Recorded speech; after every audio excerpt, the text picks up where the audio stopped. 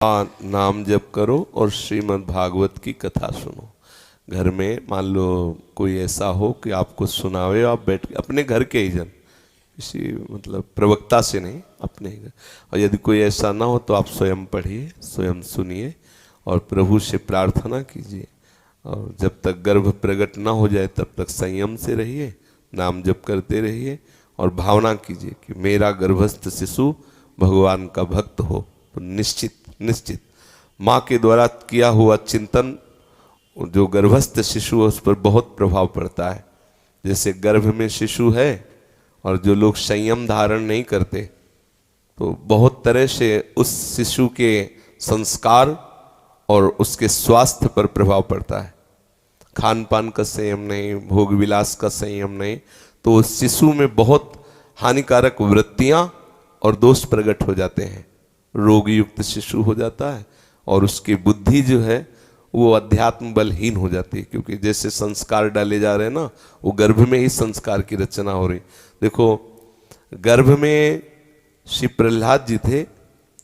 देवराज इंद्र ने जब सुना कि हिरण्यकश्यप तपस्या में है तो आक्रमण किया और कयाधु जी को बंदी बना लिया, जो भाग्य ने और असुरों का विनाश किया।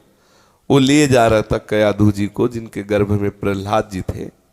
वो इसलिए लिए जा रहा था कि गर्भस्थ शिशु की हत्या करना महापाप है और ये हिरण्यकश्यप का पुत्र है, तो जब ये बाहर प्रकट होगा तो इसे मार देंगे, इस विचार से लिए जा रहा। नारद जी आए और देवराज इंद्र से कहा, तुम्हारी बुद्धि बिगड़ गई है, तुम जिस गर्भस्थ शिशु की हत्या करना चाहते हो तुम्हारी सामर्थ्य नहीं कि उसकी हत्या कर सको, क्योंकि इसके गर्भ में जो बालक है महातेजस्वी प्रभु श्री हरि के चरणों का दासत्व लिए हुए है। तुम्हारी सामर्थ्य नहीं कि उसके तेज के सामने तुम टिक सको, इसलिए इसे छोड़ दो। नारद जी कयाधु जी को देवराज इंद्र से मुक्त कराकर अपने आश्रम में ले गए और उसी दिन से भगवान नाम कीर्तन, भगवत कथा, भगवत भक्ति का ऐसा संस्कार दिया कि सब जानते हैं भक्तराज प्रहलाद जी कहे गए, भक्तराज। और वो अपने मित्रों से बताते हैं कि ये जो हमारे महामहिमा में निर्भयता, निशोक, निश्चिंत लक्षण देख रहे हो हमारे गुरु के द्वारा प्रदत्त है। तो उनका गुरु तो हमने संडामर्क को ही देखा उपदेश देते हुए, आपका और कौन गुरु? उनका नारद जी। कब मिले? बोले गर्भ में जब माँ के थे तब उपदेश किया। मतलब गर्भस्थ शिशु पर बाहरी जो हमारा संस्कार है वो प्रभाव डालता है। हम क्या बोल रहे हैं, क्या देख रहे हैं, क्या सुन रहे हैं, क्या पढ़ रहे हैं, तो उसका प्रभाव पड़ता है।